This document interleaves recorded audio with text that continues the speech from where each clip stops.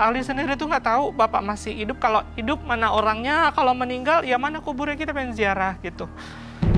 Terus yang kedua, pengen tanya, hewan aja rela ngorbanin nyawanya demi anaknya gitu. Bapak, kalau memang kita ini darah daging dari Mbak sendiri, kita nggak minta materi kok. Kita pengen tahu kabar Mbak. Sehat aja kita udah senang, udah itu aja sih. Karena mau gimana pun ya doa orang tua tuh harus komplit kalau memang masih hidup dua-duanya gitu. Betul. Ibu saat ini masih hidup, masih sama-sama. Masih. Kita semua tuh ikut emak semua. Sama emak ya. Mbak Ali, mudah-mudahan malam hari ini kita sama-sama bisa membantu Ali untuk mengetahui kabarnya Mbak ya, ada di mana ya bapaknya ya. Mudah-mudahan beliau masih sehat dan bisa berkumpul sama-sama lagi. Kami akan ajak Ali dulu untuk ketemu dengan sahabat kami. Dia adalah seorang indigo. Kami persilahkan Roy Kiyoshi.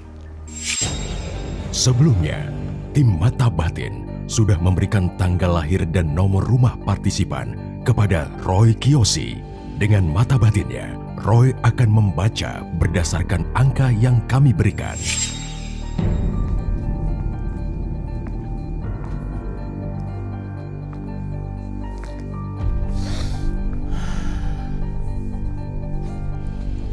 Ali, dengan tanggal lahir 8 Juli 1989, dengan mendiami rumah dengan nomor 6.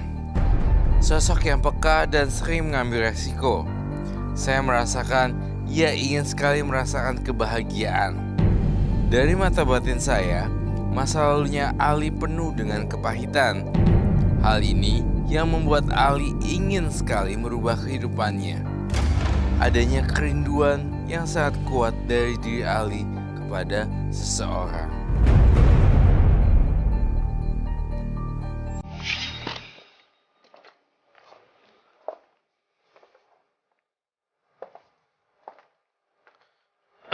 Selamat malam. Selamat malam, Roy. Silakan duduk. Terima kasih. Oke, baik. Pria yang di depan saya bernama Ali. Betul? Iya.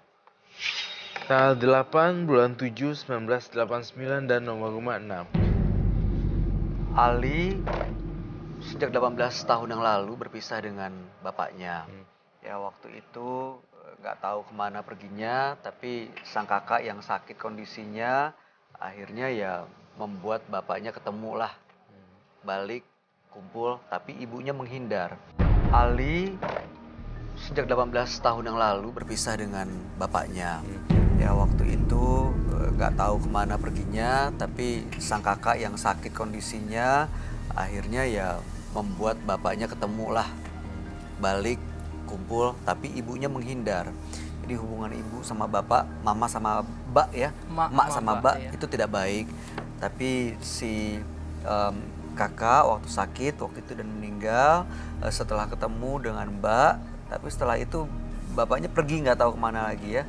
Iya, pergi Dan udah. sampai saat ini sebenarnya ingin tahu bapaknya itu ada di mana, apakah masih hidup, apakah sudah meninggal. Kalau meninggal di mana kuburannya?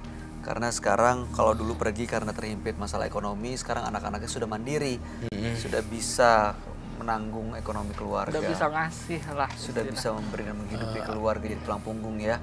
Iya. Maka ingin tahu sebenarnya di mana bapaknya. Ali, ketika kita berbicara dan Bayu berbicara, saya kok kamu catat ya, Bay, saya takut lupa. Saya merasa ada kata Tulung Agung.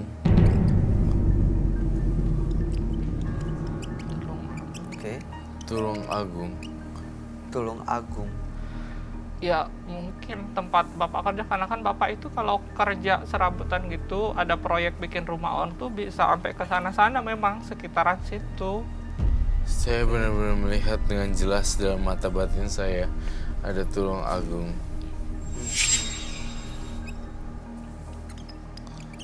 Itu sih.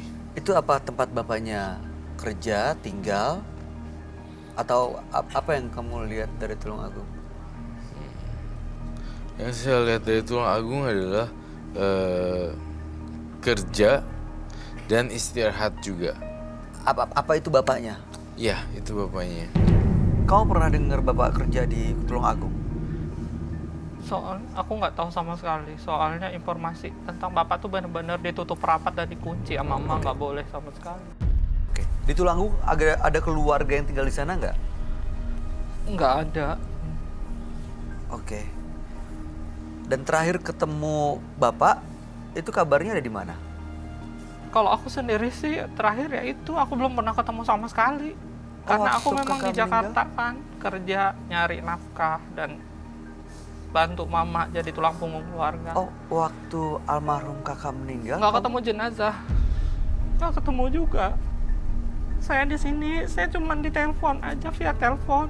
Pun saya pulang nggak ketemu jenazah almarhum kakak saya. Saya udah pulang, udah tinggal batu nisan.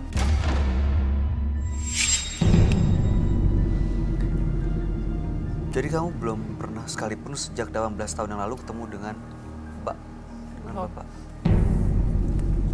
Belum pernah lihat mukanya juga ya.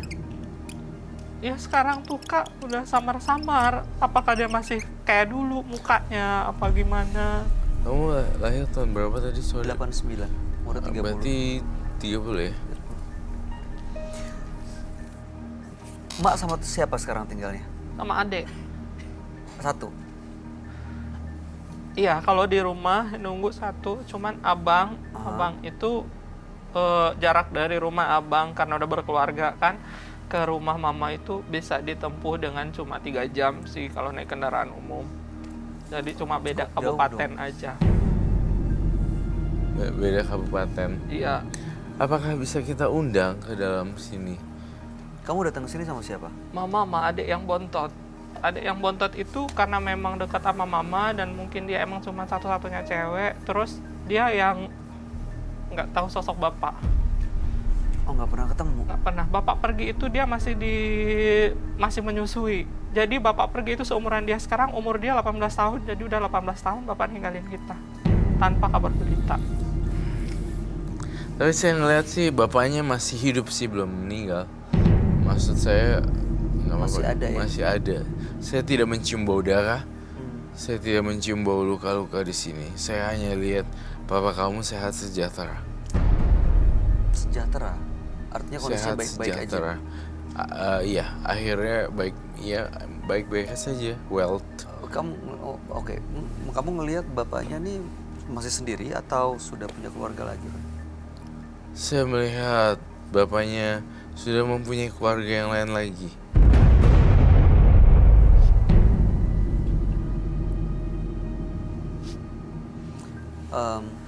Ali, kalau malam hari ini Mbak menyaksikan nih, mungkin dari Tulung Agung ya, ngelihat kamu, bisa mengenali kamu walaupun pakai masker seperti ini, walaupun terakhir ketemu 18 tahun yang lalu, apa yang mau kamu sampaikan ke beliau? Kamu mau nggak menyampaikan sesuatu? Kamu lihat kamera, kamu sampaikan kepada beliau.